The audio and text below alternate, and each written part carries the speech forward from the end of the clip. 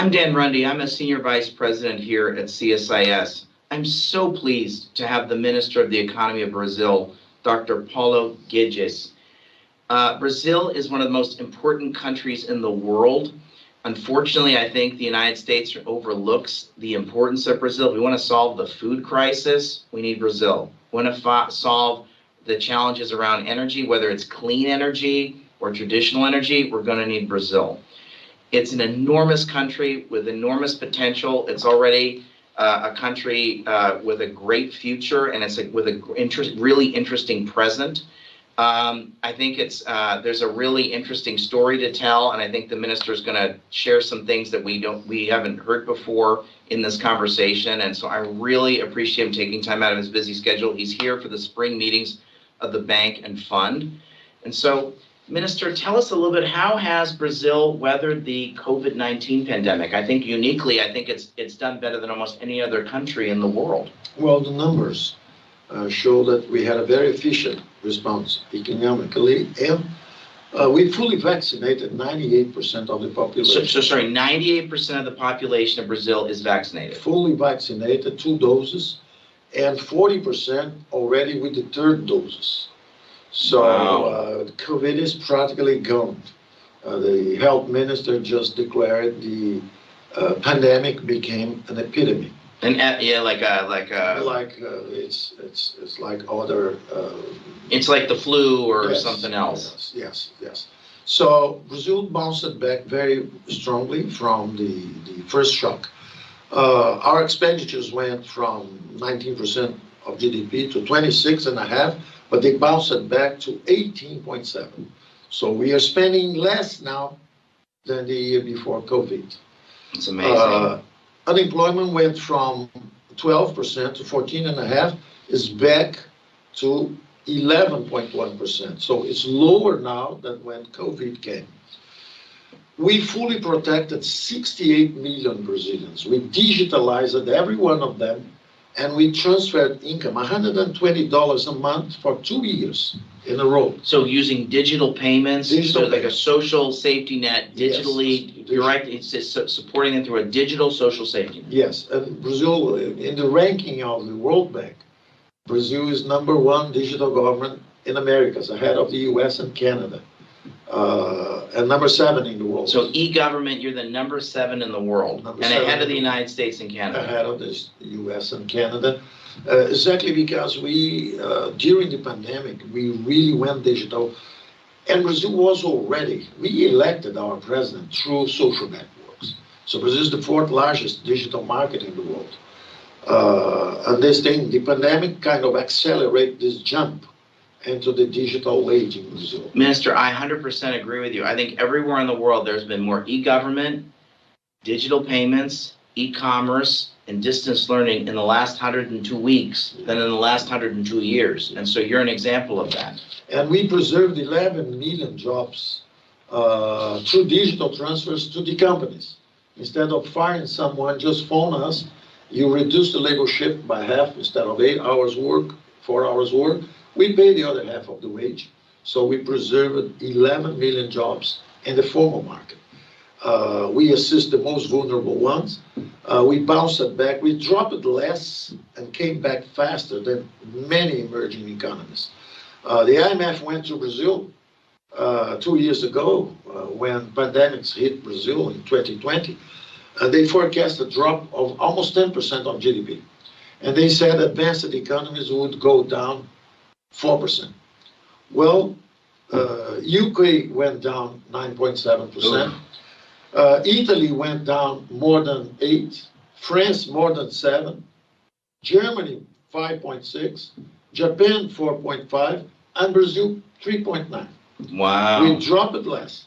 We bounced back very strongly, 4.5%. We removed all the fiscal incentives so that our deficit was 1% of GDP. It went to 10.5% in 2021, but it's back to a small surplus.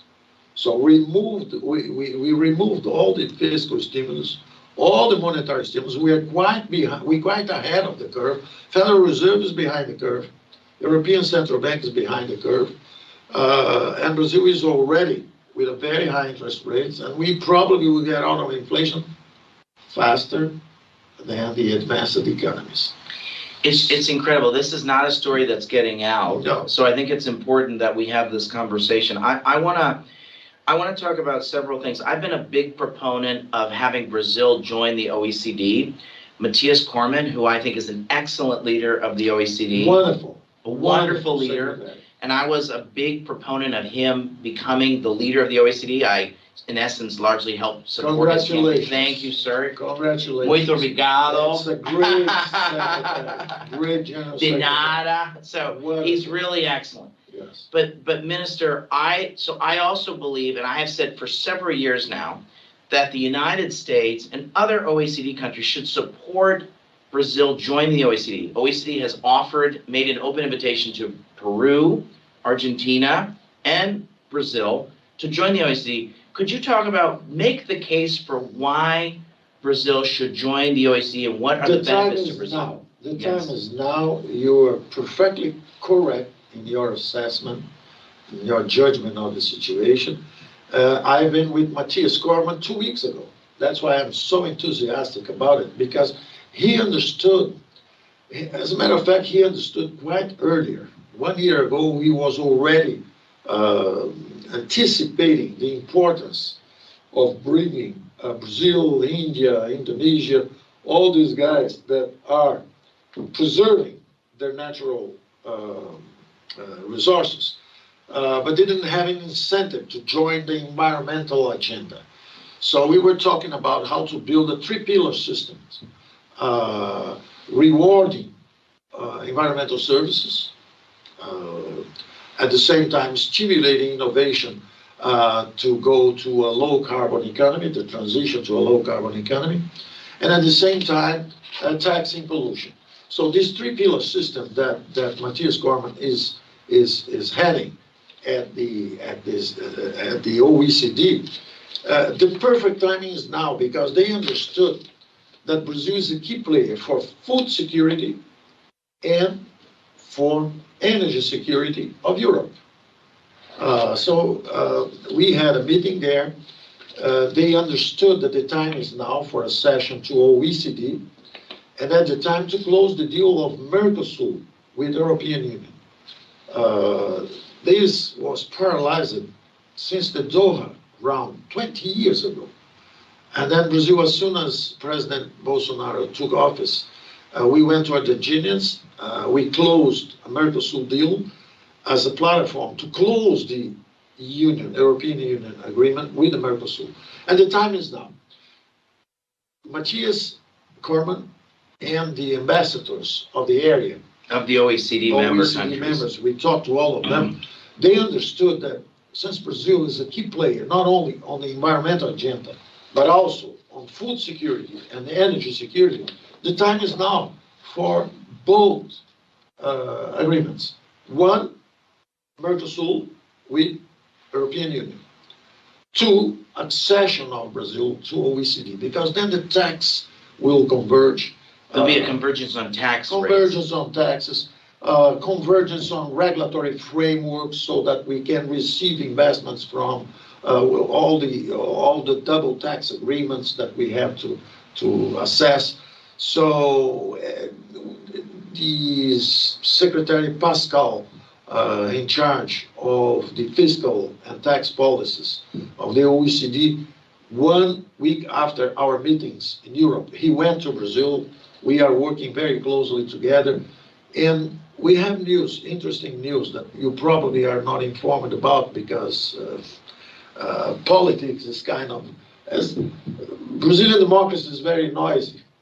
And after 30 years, 3 decades of social democrats in power, for the first time, there was an alliance of conservatives and liberals in the economy, so that the center-right won the election. And so there's a lot of noise, and information doesn't go through. You probably don't know that we collected already $30 billion in signing bonus for another $200 billion of investment commitments for the next 10 to 12 years.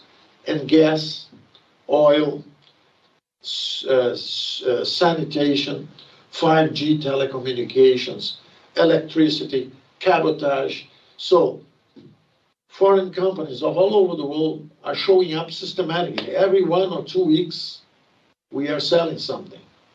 And they line up. Privatizations. Privatizations, concessions, authorizations. Want to build a railroad, you go there, you pay a signing bonus, and you then have the right to build it and to invest. Instead of auctionings, trying to raise most cash for the government, we are doing the other way around. You just pay the signing bonus, and we favor those who are committing to make most investments. Minister, tell us about the future of Mercosur. You made some comments back in October of 2021 about the future of Mercosur. Paraguay, Uruguay, and Brazil have one vision of the future of Mercosur. Argentina has a different view. What will happen to the future? What will happen with Mercosur? Well, I think Mercosur was the first platform for continental integration. It was before NAFTA. It was before the Eurozone. It was before the Asian Pacific Alliance. But it failed.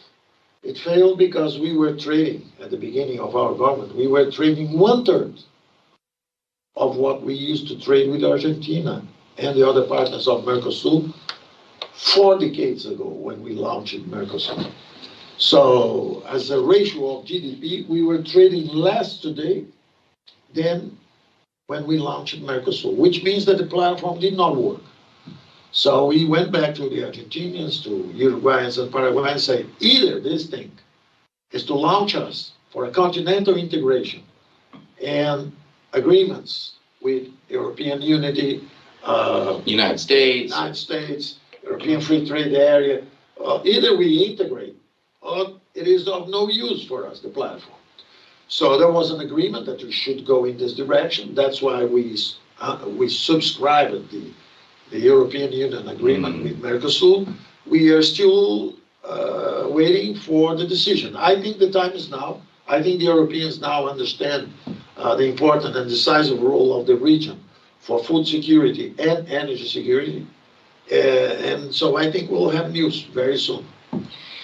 Tell me about, I wanted you to tell a story. We were in the previous meeting, you talked about, you had visited with the government of France, and you talked about the level of trade with France in the year 2000 and the level of trade with China in the year 2000. Tell this. This is a very important fact.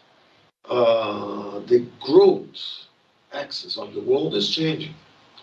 You still have political power, but economic power is changing hands.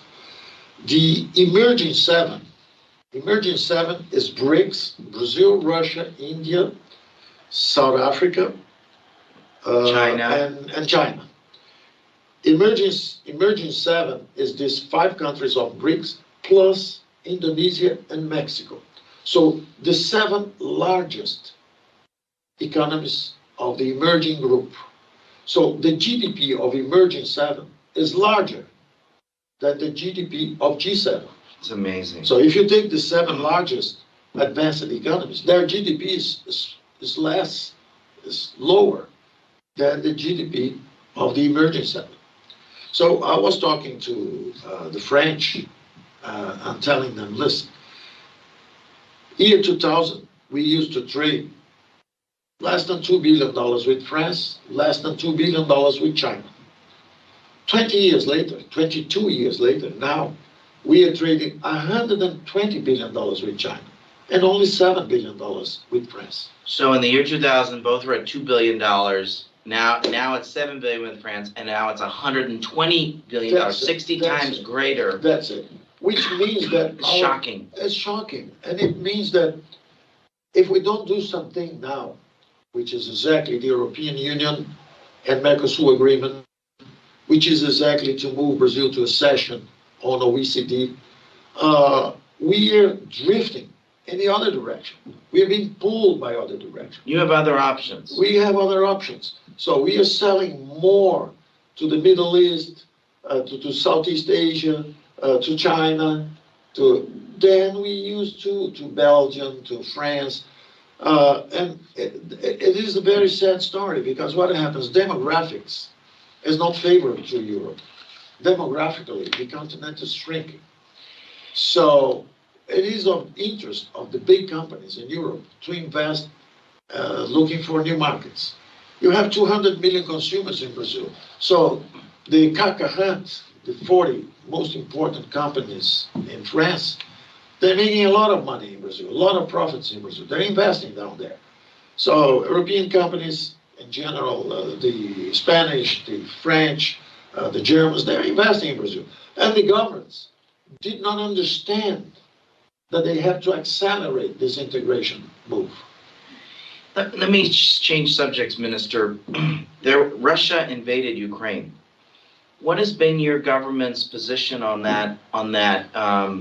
Talk a little bit about that, because it has a number of implications for Brazil. Okay.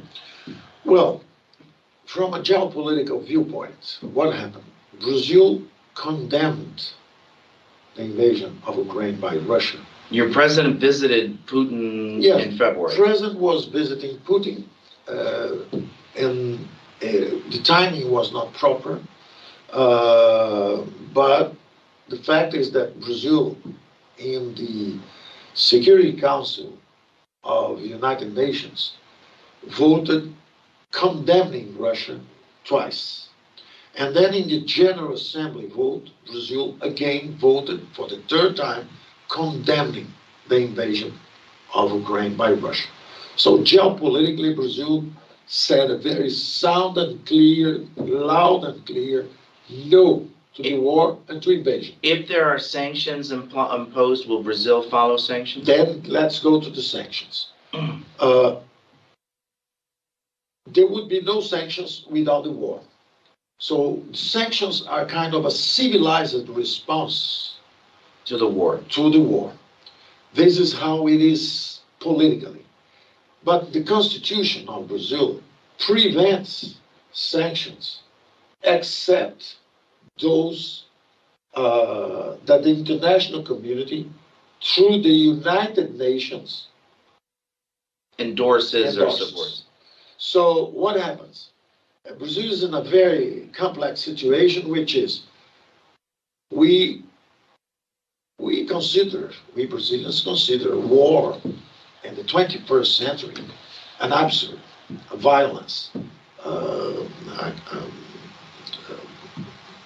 It's not like a pandemic, which is a nature calamity. A natural calamity. It's a man-made calamity. It's a man-made calamity. It's a self-inflicted calamity to humanity. So, of course, Brazil condemns the war. So Brazil condemns Russia's invasion of Ukraine. We clearly condemned that. In the other side, at the same time, even though we understand that sanctions are a civilized response, because the uncivilized response is war against war. Yes. So if you invade us, we will invade you, and let's go to war. So a very civilized response is saying, listen, we will apply some sanctions. It's civilized. But our constitution is against economic sanctions, which are not underwritten by the United Nations. So Brazil we don't like the war, we don't like the sanctions. Will Brazil be an enabler of Russia to skirt sanctions? An enabler? Of Russia to avoid sanctions? Well, I wouldn't put it that way, that we will enable. Like I said, if you ask me my position, because Brazil is run by a president that has 60 million votes, and he's thinking of fertilizers that we import from Russia. He's thinking that, for instance, we don't belong to the club. We are not at OECD. So, and we belong to the BRICS. So we belong to the BRICS and we don't belong to OECD. Okay. So it's the only country in the BRICS that condemned the invasion. Half of the world India population. did not condemn it. India and China, half of the world population said, we don't care. So I think Brazil is in a complex situation, which is If you ask me, Yes. my answer would be ceasefire now, and then Okay. immediately lift sanctions.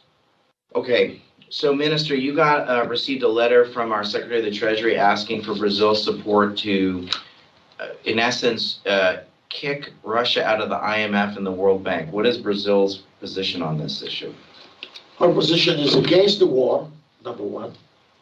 As a consequence, we would like, since we are against the war, we are against the economic consequences of the war, which is the economic war, which are sanctions. So Brazil is against the war and against the sanctions, including constitutionally against the sanctions.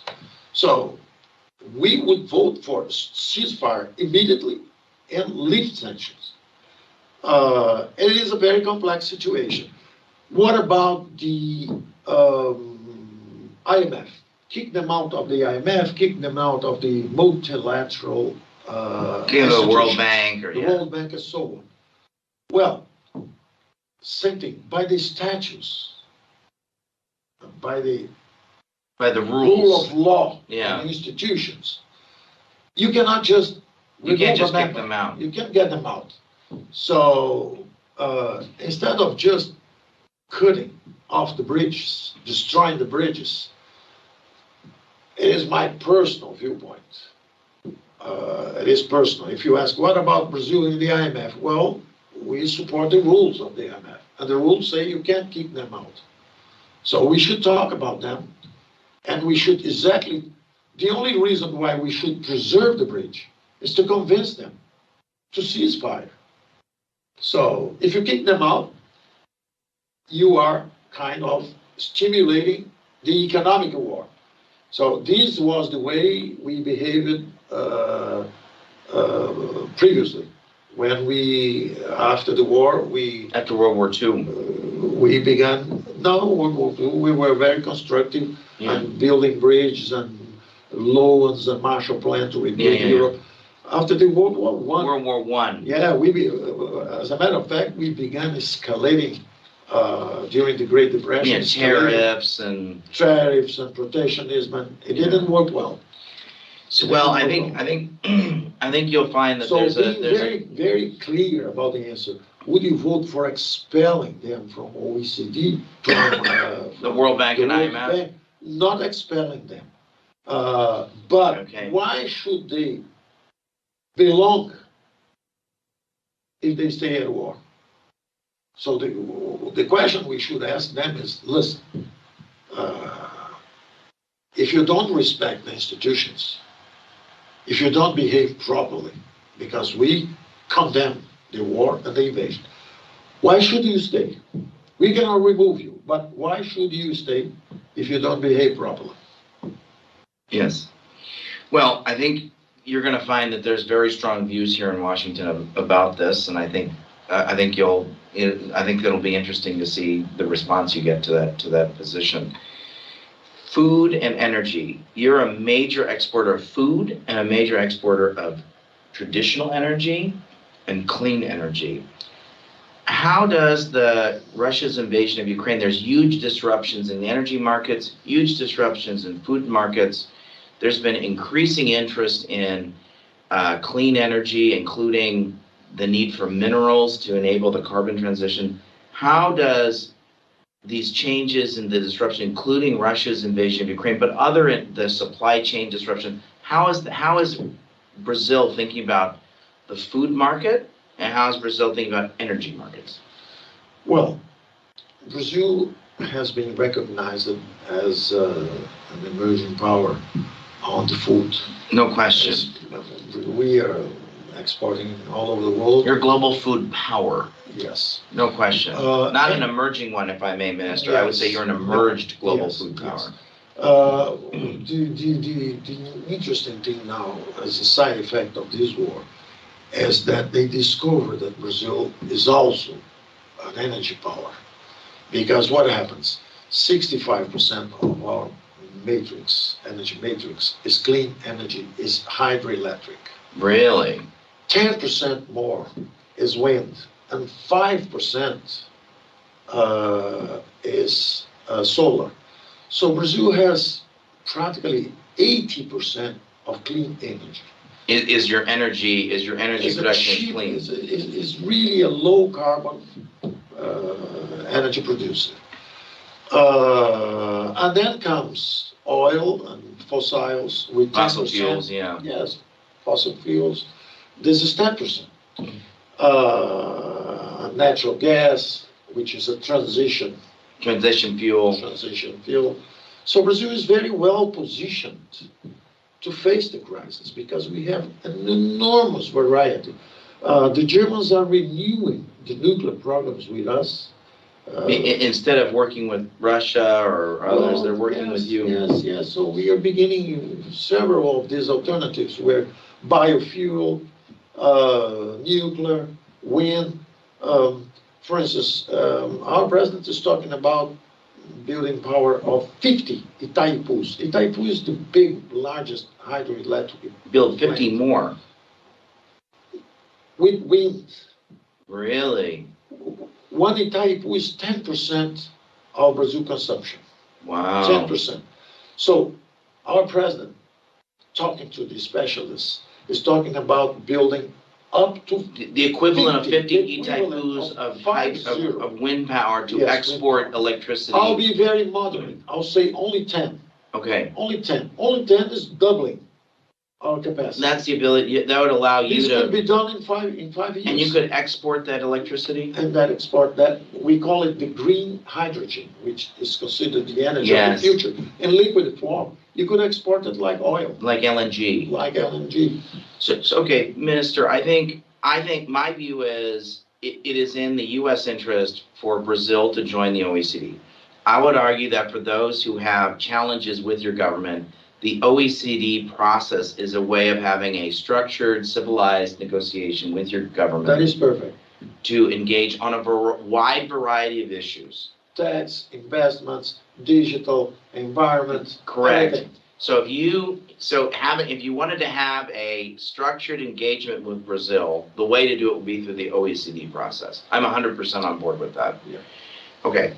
I also think if we want to solve the carbon transition, we need Brazil because of your mineral wealth. True. If we want to solve the carbon transition because of your green energy, we need Brazil. If we want to solve the food challenges of the present and the future, we need Brazil. So why is it that your government has such a hard time at getting it? I don't understand. I know why, but why don't you tell me why you think it's been difficult to get the kind of engagement that I think we need to have with your country? Well, from the very beginning, I said that our government was disrupting a very established social democrat for 30 years. Hegemony. There had been a 30-year, It was quite natural because if the military regime was considered rightist, it's natural that when you come back to democracy, the left prevails. Yes. So it was natural that they established some hegemony, political hegemony for 2-3 decades. But they have the same problem. Both of them were dirigists, interventionists. They believed in central planning. These are the political parties that led Brazil over the 30 years. So even the military, at the end of the military government, they built Eletrobras, Telebras, Sidebras, Nucleabras, Portobras, all the state complex. That was very useful for 2-3 decades. But and you're in the process of you're privatizing them now. Yes, we are privatizing all these things. Minister, do you believe President Bolsonaro is going to win the re-election in the fall? In October? Goes everywhere in the country. He's acclaimed by thousands. No one in Washington believes that your president's going to win, but I've seen some things that are very interesting. I think you've seen this as well, Minister. There's a political process in Brazil where the members of Congress have an ability once a year to switch political parties. A little bit of a foreign concept here in the United States. Sure. And if you assume that they're sophisticated political market actors, yes, you saw proxies. That they're proxies, more members of Congress in Brazil switched to President Bolsonaro's side than those that were on the opposition in terms of their switching, which says something about their sense that they think Bolsonaro, they're going to want to be with the winner. Is that an interest? Is that the market signal that you look at, or do you look at polling? What do you look at? Signs. Yeah. One of the signs is this massive move of the political constituents, the congressmen, moving in the direction of the parties that support the president. Yes. This is one political proxy. This is not something I've seen in the press that I saw someone share with me, and it was very called important. My attention. And it's happening. In 2018, it was one man that won the election, alone, against everybody President else. Bolsonaro. President Bolsonaro. Less than $1 billion expenditures. All social media.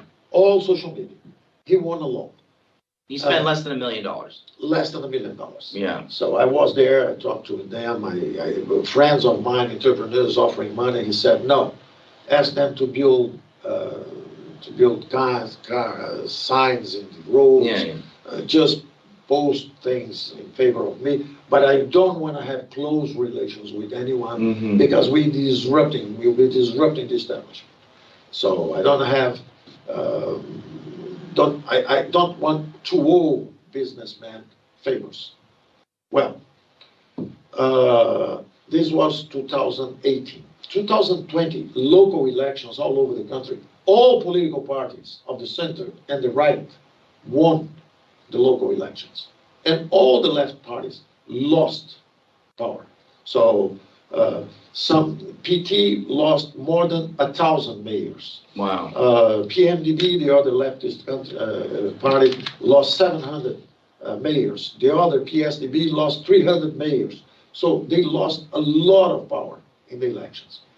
And I think it's going to happen again. So center and right is going up.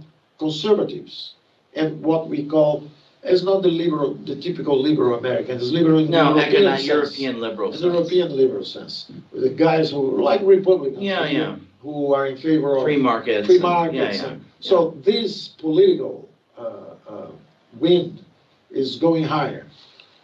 And in 2018 was a wake-up call. In 2020, they confirmed this movement. And now they're going to really be massive winners in this. So you believe that President Bolsonaro is going to win? President Bolsonaro goes all over the country, and he's received by hundreds of millions. And he gets out of security and embraces people and all over. And the other candidate can't go in the street. Okay. So I don't. So and the polls were giving like 20% advantage for the other candidate. Then 15%, then 10%, now it's 5%. So they have to converge to reality. Okay, and there'll be a runoff. There's highly likely to be a second round in Brazilian election, and so there'll be an election between the two, probably. Okay. So let me give you a chance to have the last word, Minister. So make the case for why investors should invest in Brazil briefly.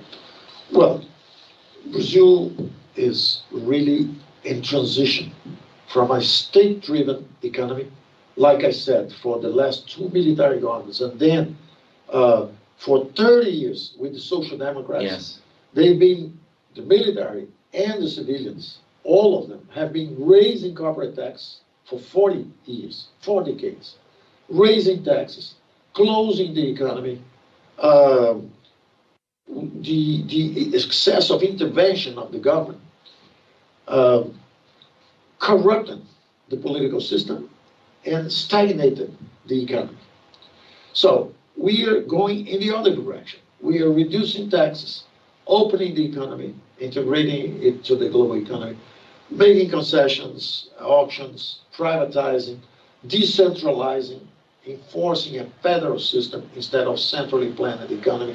So we are doing everything that brought people to Brazil. Brazil is the largest colony of Japanese immigrants out of Japan.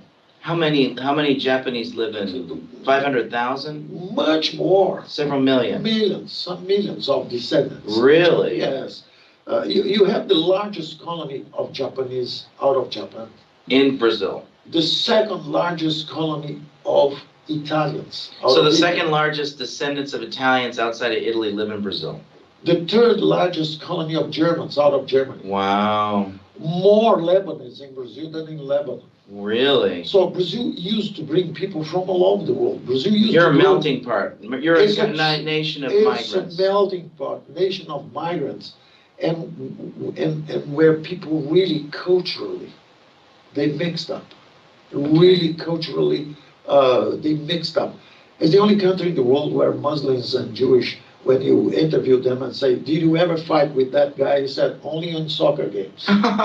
So even when there was the Middle East war and everything, there was never any problem. Never any problem of that kind in Brazil. So Brazil used to be one of the fastest growing economy in the world. That's why it attracted all these people from all over the world after the Second World War. But then we stagnated. We collapsed. Exactly like it happened with the Soviet Union. Exactly like it happened with Chile.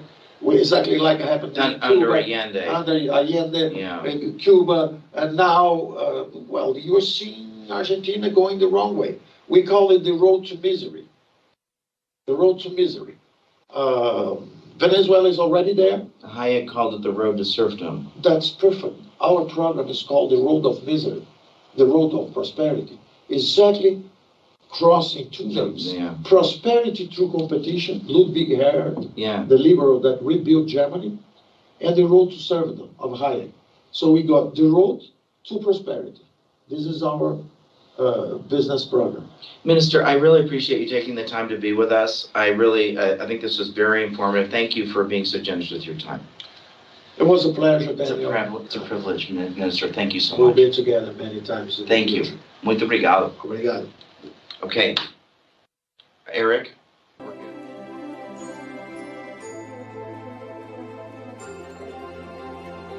Olá pessoal, tudo bem? Aqui é o Tradutor, eu tô passando para te avisar que eu tô numa campanha para conseguir pelo menos mais 9 apoiadores. Esse canal não é monetizado, então totalmente depende de você. Eu preciso muito do seu apoio para manter esse canal atualizado e vivo, né, no ar. Os links para apoiar esse nosso projeto estão na descrição desse vídeo e no comentário fixado. Então é muito fácil e muito simples de apoiar. É graças a essas pessoas incríveis que eu posso estar trazendo conteúdo para vocês. E é isso aí pessoal, não se esqueçam de deixar seu like, seu comentário e até mais. Fui! Grande abraço.